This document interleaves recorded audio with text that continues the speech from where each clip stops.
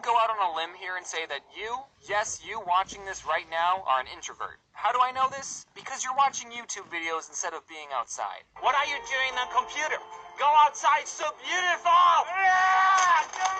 Don't worry, I'm an introvert too. I got an email from an 8-year-old once. He said he liked my videos. It was one of the worst emails I ever got. So I'm just going to briefly explain what introvert means to all the 8-year-olds watching this. Hey kids, are you ready to learn?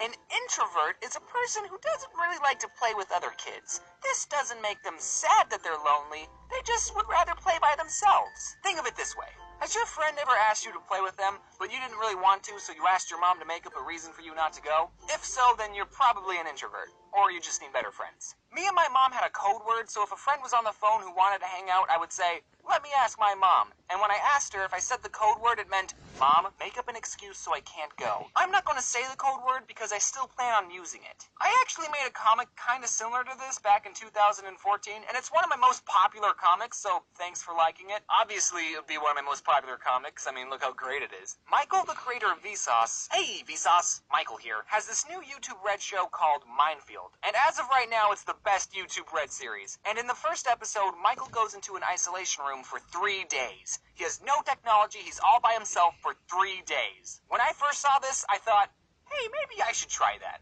Yeah, 3 days of nothing but your own thoughts. I can think of comic ideas, I can write a book, and I don't even have to write any of these ideas down because everything I say is being recorded. This could be my next vacation. Also, speaking of YouTube Red, hey Susan, I heard you had a new spot open for a Red series. I have this great idea called the YouTuber Swap. It's like Wife Swap, but with YouTubers. Just hit me up if you're interested. Now, don't get the wrong idea that I'm someone who hates people. I don't. It's just, if we're strangers, then I'd rather not talk to you. Unless you're a stranger who's a fan of my videos. Okay, we can talk about me all day. Bringing up a point from the last video, don't be afraid to talk to me. You know, every YouTuber is in a weird position with their fans because if you meet me, you already have a pretty good idea of who I am as a person.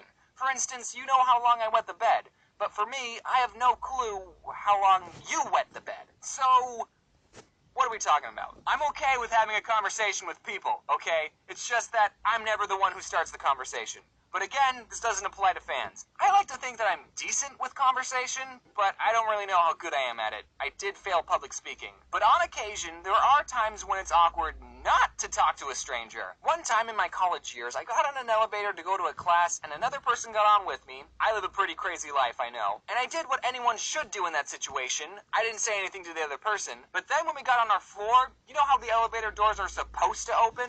Well, this time, it didn't. The doors didn't open. This is an introvert's worst nightmare, by the way. And it wasn't one of those elevators that you could fit a king-size bed into. This elevator was about the size of a red box. Is the door going to open? Seems like it should open by now. What do you do in that situation? You can't not talk to the person you're now trapped with. So, what class are you going to? Physics? Oh, that makes sense, because this is a science building. Enough time had passed where we started looking up the school's number to tell them that we were stuck, which is what you're supposed to do, right? There's not like a button on the elevator that you can press to call for help, right? But luckily, while we were doing that, for whatever reason, after a solid 2 minutes, the door decided to open. And just the wave of relief that went over me and this kid. Oh, I thought we'd be in there for hours. I hope I never see you again. Same. And that's why I'm never going in an elevator again. It's too risky. I think the problem I have is that I'm bad at starting conversations. Normally, if I'm talking to someone who I don't know, I'll ask, "So, how was your day?" But if your day was anything but good, I don't want to hear it. My dog died. Yeah, they do that. Why is starting a conversation so hard? I only know like 3 good conversation starters. The first one is, "How was your day?" And if that doesn't work, I start talking about all this crazy weather we're having. And in Arizona, there's really only one weather. Hot. Although it did rain like 2 weeks ago. And lastly, if I have nothing else to ask, I hit them with a really hard question. What color's your toothbrush? Mine's red. To start a conversation, sometimes people will ask, what's your favorite blank? I have nothing against these types of questions. I think it tells you a lot about the person you're talking to. But there's one form of this question that I really hate. And it's the question, what's your favorite candy bar? And I hate this question because my favorite candy bar, and I will stick by my answer no matter what you think, is M&M's.